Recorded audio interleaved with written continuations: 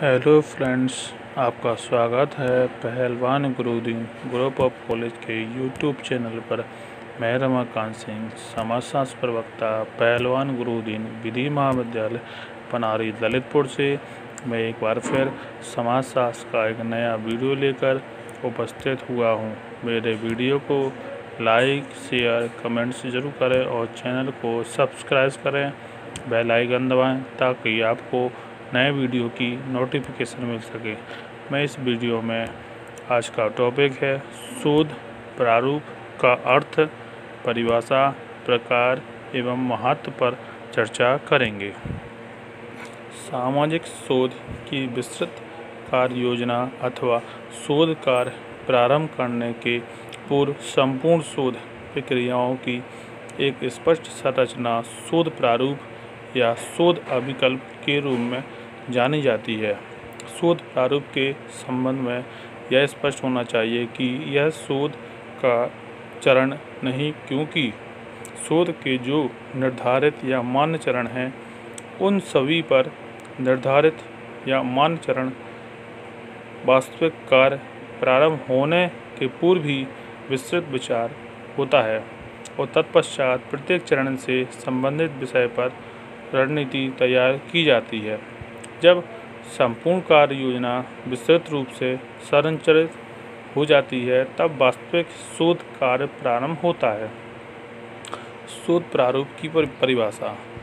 FN कलंगर के अनुसार शोध प्रारूप अनुसंधान के लिए कल्पित एक योजना, एक संरचना तथा एक प्रणाली है जिसका एकमात्र प्रयोजन शोध संबंधी प्रश्नों का उत्तर प्राप्त करना तथा प्रश्नों का नियंत्रण करना। PV यंग के अनुसार क्या, कहाँ, कब, कितना, किस तरीके से इत्यादि के संबंध में निर्णय लेने के लिए किया गया विचार अध्ययन की योजना या अध्ययन प्रारूप का निर्माण करता है। RL कॉफ के अनुसार निर्णय लिए जाने वाली परिस्थिति उत्पन्न होने के पूर्व ही निर्णय लेने की प्रक्रिया को प्रारूप कहते हैं।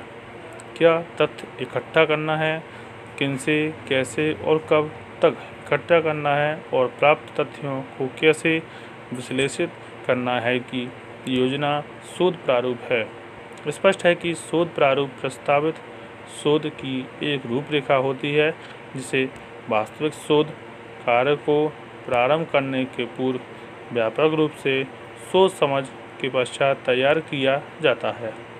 शोध की प्रस्तावित रूपरेखा का निर्धारण अनेकों बिंदुओं पर विचारोपरांत किया जाता है। इससे सरलतम रूप में PV यंग ने शोध संबंधित विविध प्रश्नों के द्वारा इस तरह की स्पष्ट किया है। अध्ययन किससे संबंधित है? आंकड़ों का प्रकार, किनकी आवश्यकता है? अध्ययन क्यों किया जा रहा है? वांछित आंकड़े कहाँ से मिलेंगे? कहाँ या किस क्षेत्र में अध्ययन किया जाएगा? कब या कितना समय अध्ययन में सम्मिलित होगा? कितनी सामग्री या कितने केसों की आवश्यकता होगी? चुनावों के लिए आधारों का प्रयोग होगा। आंकड़ा संकलन की कौन सी प्रविधि का चुनाव किया जाएगा? शोध प्रारूप और शोध प्रारूप बनाओ पद्धति विषय पर विधिवत विचार व्यक्त किया गया है, उसे हम यहाँ प्रस्तुत कर रहे हैं। उसके अनुसार शोध प्रारूप को भवन निर्माण से संबंधित एक उदाहरण के द्वारा आसानी से समझा जा सकता है। भवन निर्माण करते समय सामग्री का ऑर्डर देने या प्रोजेक्ट पूर्ण होने की तिथि निर्धारित करने का जो औचित्य नहीं है जब तक कि हमें यह ना मालूम हो कि किस प्रकार का भवन निर्मित होना है।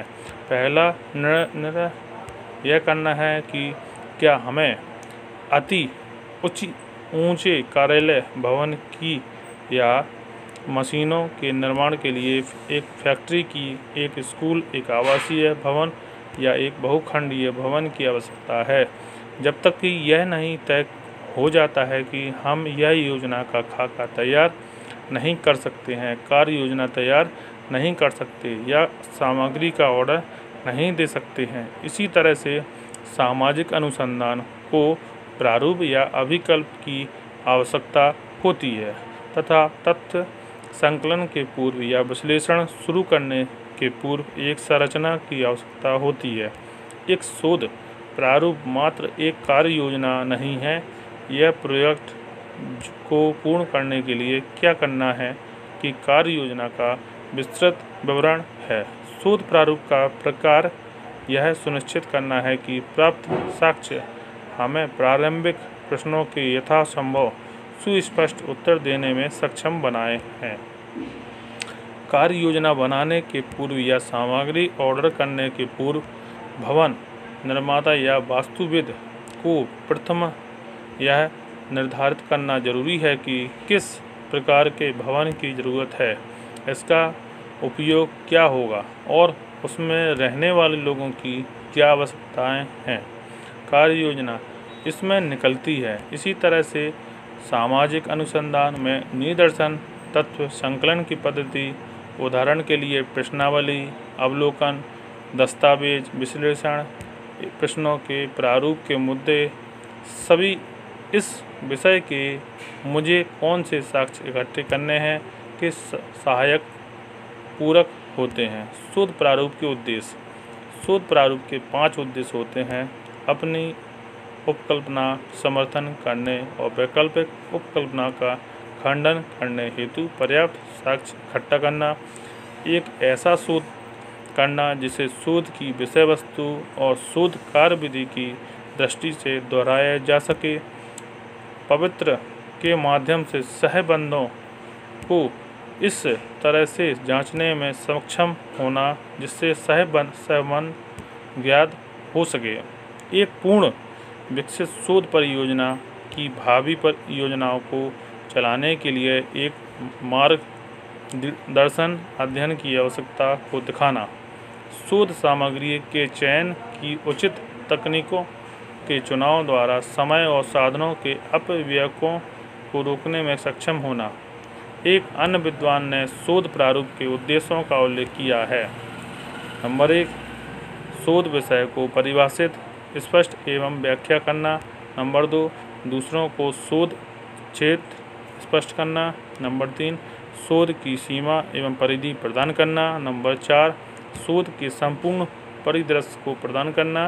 नंबर 5, तरीकों और परिणामों को बतलाना। समय और संसाधनों की सुनिश्चितता। शोध प्रारूप के घटक अंग। शोध प्रारूप के उद्देश्य से यह स्पष्ट होता है कि यह शोध की वह युक्तिपूर्ण योजना होती है जिसके अंतर्गत विविध परस्पर संबंधित अंग होते हैं जिनके द्वारा शोध सफलतापूर्वक संपादित होता है। पीवी यंग ने शोध प्रारूप के अंतर्गत निम्नलिखित घटक अंगों का उल्लेख किया है जो अंतर संबंधित होते हैं तथा परस्पर बहिष्कृत नहीं होते हैं। प्राप्त किए जाने वाले सूचनाओं की स्रोत, अध्ययन की प्रकृति, अध्ययन के उद्देश्य, अध्ययन का सामाजिक सांस्कृतिक संदर्भ, अध्ययन द्वारा समाहित भौगोलिक क्षेत्र, लगने वाले समय के काल का निर्धारण, अध्ययन के आयाम, आंकड़ा संकलन का आधार, आंकड़ा संकलन हेतु प्रयोग की जाने वाली प्राविधियों। उपरोक्त शोध प्रारूप के अंतर संबंधित और परस्पर समावेशित अंगों की संक्षिप्त विवेचना यहाँ आवश्यक प्रतीत होती है। सूचना के स्रोत। शोध कार्य सूचना की अनेकों स्रोत पर निर्भर करता है। मोटे तौर पर सूचना के इन स्रोतों को हम 2 भागों में रख सकते हैं: प्राथमिक स्रोत और द्वितीयक स्रोत। प्राथमिक स्रोत वे हैं जिनका शोधकर्ता पहली बार स्वयं प्रयोग कर रहा है, यानी कि शोधकर्ता ने अपने अध्ययन क्षेत्र में न जाकर जिस तकनीक में या उपकरण अथवा विधि का प्रयोग कर मौलिक तथ्य प्राप्त किया है वह प्राथमिकता तथ्य कहलाता है। वहीं दूसरी ओर जो सूचना प्रकाशित या अप्रकाशित अथवा अन्य तरीकों से सर्व उपलब्ध हो जिसका उपयोग शोधकर्ता कर रहा है, द्वितीयक सूचना का स्रोत होता है। उल्लेखनीय है कि बहुधा द्वितीयक सूचना का स्रोत एक समय में किसी शोधकर्ता का प्राथमिक सूचना स्रोत होता है। अर्थपूर्ण तथ्यों की खोज में लगे समाजशास्त्री उस प्रत्येक सूचना के स्रोत का प्रयोग करने में हिचकिचाहट महसूस नहीं करते हैं जिसमें शोध कार्य में जरा भी प्रमाण या सहायता मिलने की संभावना होती है। सूचना के इन स्रोत को विधिक विद्वानों ने अलग अलग प्रकार में रखकर विश्लेषित किया है। बस आज का व्याख्यान यहीं समाप्त किया जाता है। धन्यवाद।